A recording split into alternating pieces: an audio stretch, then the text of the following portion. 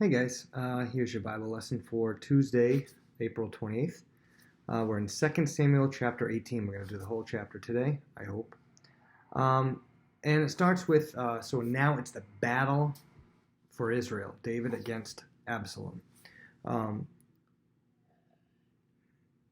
it says in verse 1, it says, And David numbered the people who were with him and set captains of thousands and captains of hundreds over them. And David sent out one third of the people under the hand of Joab, one third under the hand of Abishai, Joab's brother, and one third under the hand of Ittai the Gittite.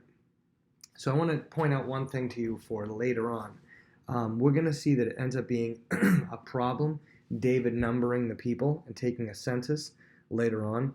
And I want you to understand when we get to it that because David finds out it was sinful that he took the census, that he was numbering the amount of people he had and the people in the army. And when you see that or hear that, and if you think back to this time, you might be like, wait a minute, he's numbering the people here too. Why is this one not a problem? Because it's all in the intention. David numbers the people who were with him so that he can more effectively place them into different areas of the battle. He's setting up his strategy to go and fight. Like, let's see, okay, how many people do I have? Okay, I'll take a third of those and you put over here. And he's just a strategic thing. Later on, when he numbers the people and he takes a census, it's for a different reason. It's to be like, you know what? I have a great army and I'm this. And it was in a prideful manner. So that's for later on, though. In verse 2, he also says, he doesn't say yawn. Sorry. He says to the people, I also will surely go out with you myself. Notice a different change of pace. Now he's an older guy, but it's a change of pace from back when he was with Bathsheba. And he's like, you know what? I've battled enough. I'm going to stay here. He's offering. I'm going to go. I'm ready to go out and battle. He's not doesn't want to just take the day off. Even though he's older at this point, he wants to lead people into battle. But in verse 3, that all the people answered that you shall not go out. And they basically prevent him from going. And they say, we got to protect you, David. Don't go out, don't go out, don't go out. And David says, okay, well, whatever seems best to you. He's willing to be humble and take the advice of all his people. If his people don't want him to go, he says, okay, I won't lead you into battle. I'll just stay back here. Because they want to keep him safe, because they know specifically that Absalom and the people are trying specifically to kill David. Verse 5, and the king commanded Joab, Abishai, and Ittai specifically, he said, deal gently in verse 5 with the young man Absalom. He basically was like, do not kill him. He's my son. I know he's rebellious and everything, but don't kill him. And this may have been the wrong decision because Absalom's going to be trouble. You see what happened last time when David brought him in and he was bitter and and let's say that everything works out and they capture Absalom.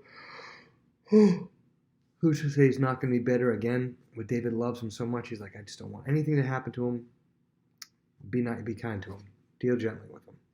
So anyway, the battle happens. People go out in the field, the battle of Israel, and the battle was in the woods of Ephraim. So this is a woods type battle. It's if you have watched different movies, there might be a battle on mountains, a battle in the desert, a battle in the in lava area, a battle in the water.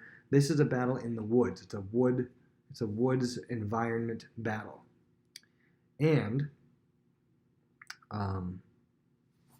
it says the people of Israel were overthrown there before the servants of David. A great slaughter of 20,000 took place that day. So basically, David's men won over Absalom's men. And the battle was scattered over the face of the whole countryside. And it says, and the woods devoured more people that day than the sword devoured. I don't really know what that means, but it sounds like, guys riding horses and donkeys through the woods might smack a tree branch and get hit and everything. But essentially, a lot of people died in the battle. They falling down hills, who knows. But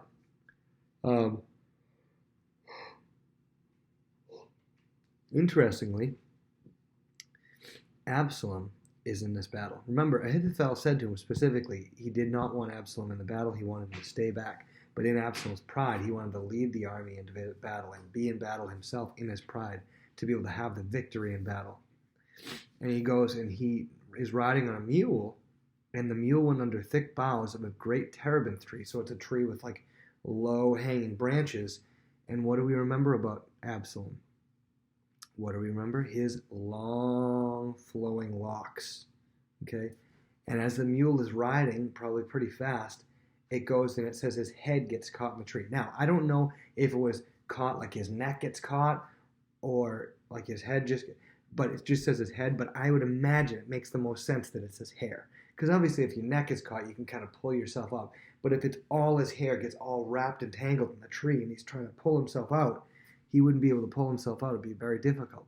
So I'm assuming it's his hair, just says head, but we're assuming it's the hair, gets all caught up and tangled in the tree. And he said he was left hanging and the mule just keeps going. He just leaves without him. And so he's left swinging there in the tree, swinging back and forth from his head, just hanging in midair. And it says the mule kept going.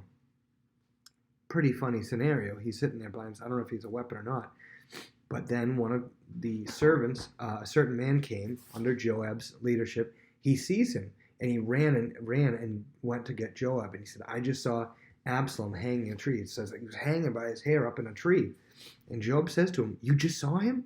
And why did you not strike him there? This is verse 11. Why did you not strike him there to the ground? I would have given you 10 shekels of silver and a belt. He goes, why didn't you kill him? He goes, I would have given you a reward. I would have given you 10 shekels of silver and a belt if you had done that. And the man said, though I were to receive 1,000 shekels of silver in my hand, I would not raise my hand against the king's son. For in hearing the king commanded you and Abishai and Ittai, saying, beware lest anyone touch the young man Solomon. He goes, you could give me 1,000 shekels of silver. I wouldn't have done. King specifically told you not to. Joab's like, no. Now, again, this is one of those things about Joab. Joab doesn't care about what the right thing to do is. Doesn't care about being merciful. Doesn't care about having grace. He cares about doing what he thinks is the best thing for that situation.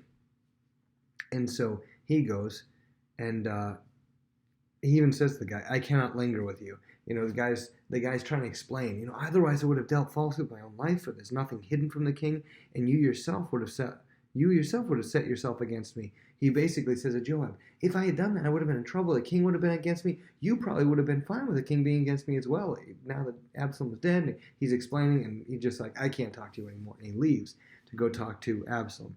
And he took 3 spears in his hand, it says, and thrust them, in verse 14, thrust them into Absalom's heart. Now, it wasn't necessarily into his heart. That's just the language that they use for like this midsection area. So he just stabs 3 spears right into Absalom. And while he's still hanging from the tree, so he starts stabbing him. But he's still alive after these 3. So Joab brings in 10 young men who, and they surrounded him and struck and killed him with, I'm assuming, other spears and stuff like that. They just strike him until he's dead. So Joab blew the trumpet, and the people returned from pursuing Israel, and Joab held back the people. So he basically blows the trumpet because in his mind, the battle should be over. Absalom's done. The people of Israel will return to David.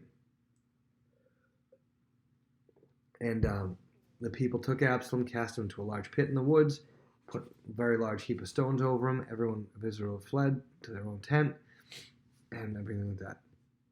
So verse 19, kind of a funny scenario. I'm going to blow my nose. 1 second. Talk amongst yourselves.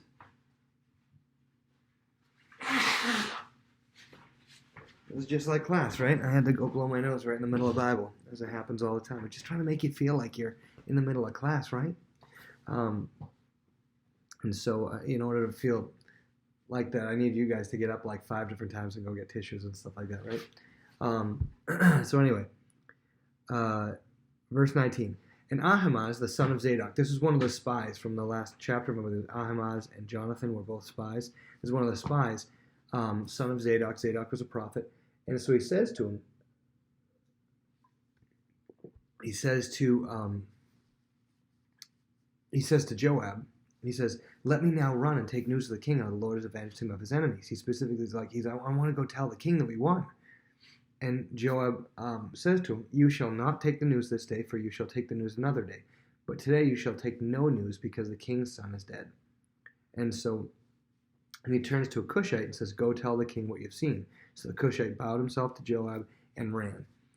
And so the reason why Joab does this, Ahimaaz tells him, I want to go tell the king. I want to send the message. But Joab, knowing David, knowing what type of person David is, I mean, think about, now this isn't what happens, but I can see Joab's thinking. Think about what happened when when the guy came and said, "Hey, Saul is dead," and how David reacted, killed him. And then a guy came and said, "Hey, Ishbosheth's dead," and then David went and killed him, right? So he's trying to spare Ahimaaz and say, like, you know what, you might not want to be the messenger for this one. Whenever the king gets a message of somebody that he cares about dying, he doesn't really react very well. And so he tells him, sends a Cushite, which is basically like a foreigner who happens to be there, probably a servant or something. You go tell him. And so the guy goes and runs. And he asks him, but whatever happens, he goes, okay, the Cushite will bring news of Absalom being dead, but let me also run after the Cushite. And Joab says to him, why will you run, my son, since you have no news ready? He goes, you don't have a news to bring. That's not your message. You're not allowed to bring that message. You have nothing to tell the king. What are you going to run for? He goes, I don't know. I just want to run. He goes, but whatever happened, he says, let me run. It'd be like, if I, gave one of you something to bring to the office, let's say I said, here, Caleb, you can bring this to the office. And Caleb gets up and walks and goes to the office. And Hector's like, oh, Mr. Hanley, can I go to the office too?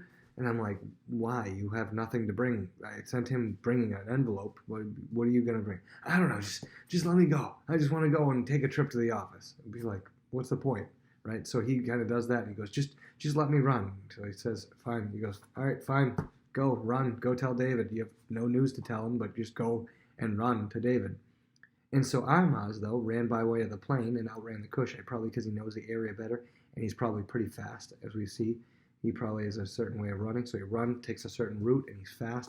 He ends up beating the Cushite there, ends up beating the other guy there, and ran that whole way, and he runs back. And David was sitting, meanwhile, between the two gates, and the watchman went up from the roof over the gate and to the wall, lifted his eyes, and looked, and there was a man running alone.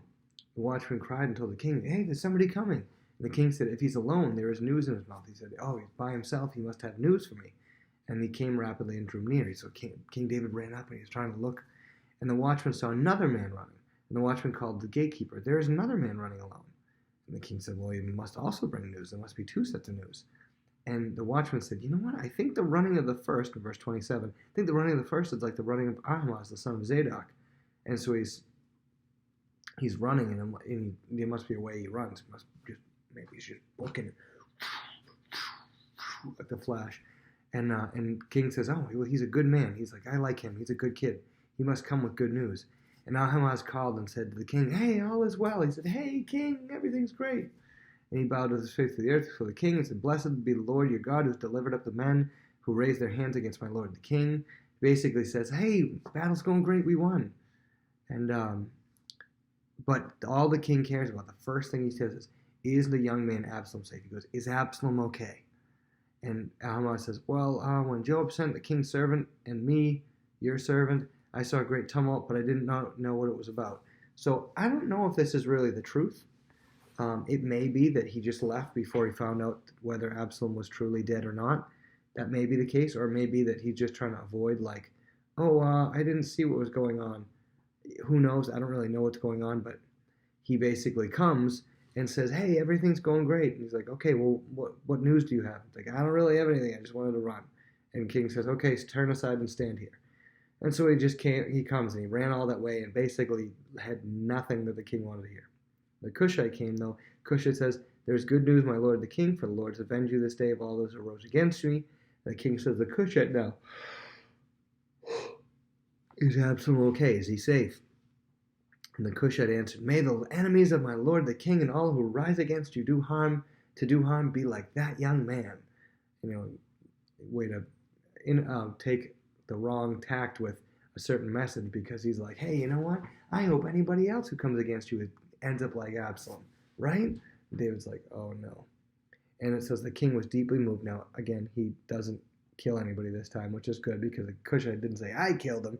If he had said, I killed him, David probably would have killed him. But then the king was deeply moved and went up to the chamber over the gate and wept. And he said, as he went, he said, thus, O my son Absalom, my son Absalom, if only I had died in your place, O Absalom, my son.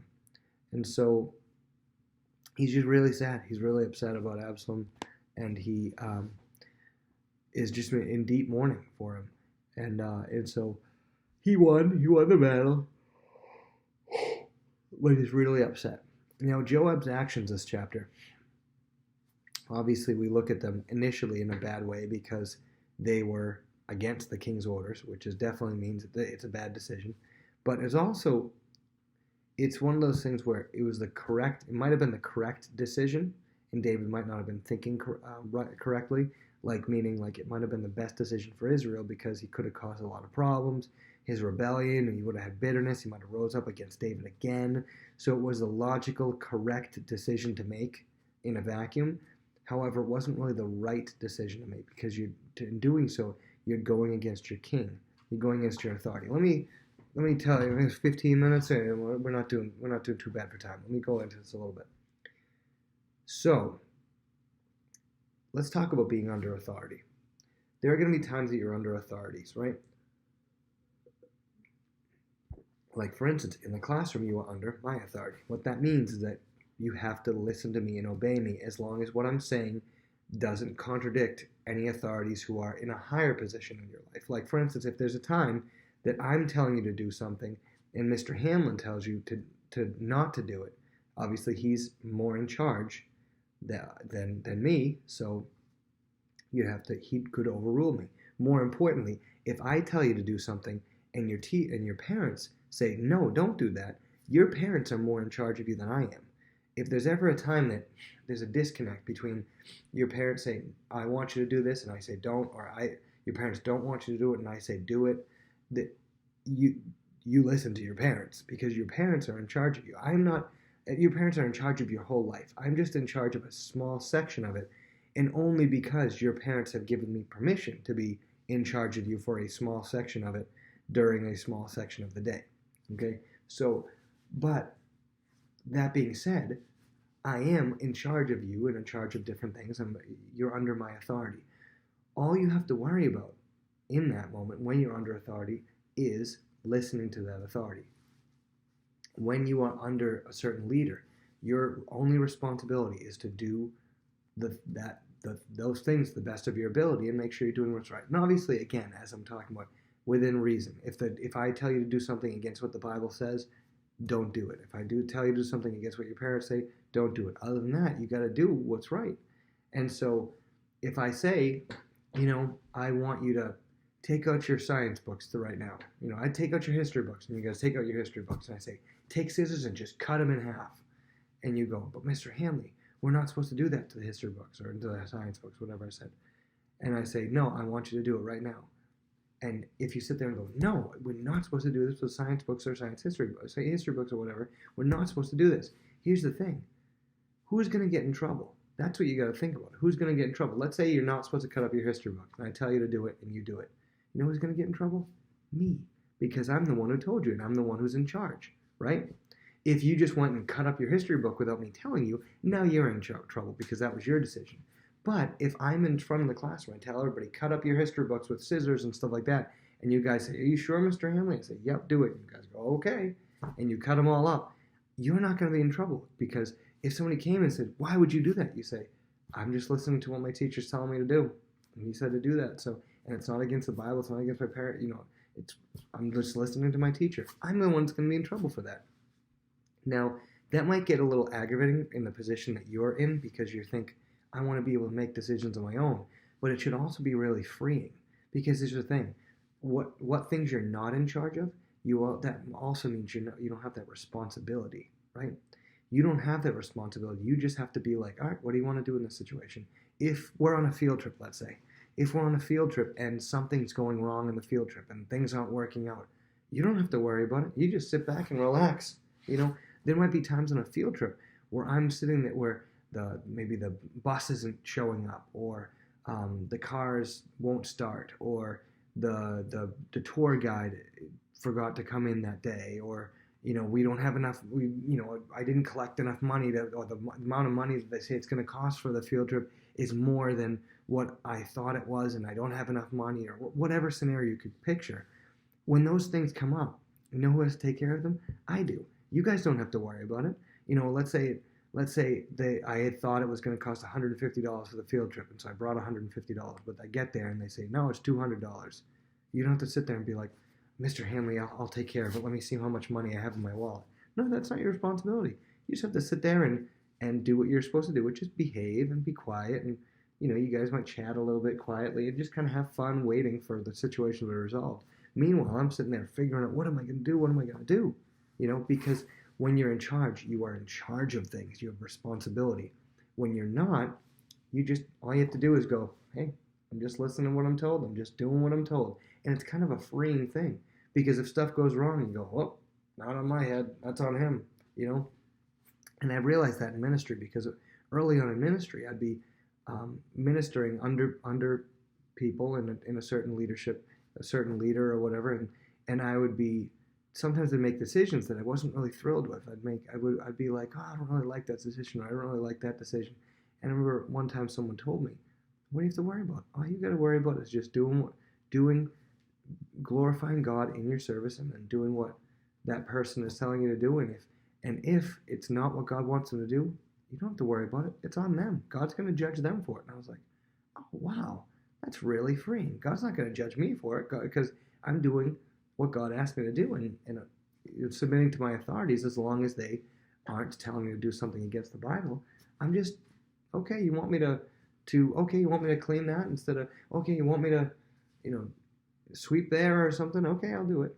And so here Joab should have listened to authorities, the authority that David had, and even though he thinks it would have been better to put Absalom to death, he should listen to David, and David says, don't put him to death. He should go, okay. And then when things go wrong afterwards, if God wanted Absalom put to death, now he's going to judge David for it. He wouldn't be judging Joab, but now Joab has to answer. We're going to see later on, Joab is going to answer for not listening to authority. All right, have a good day, guys.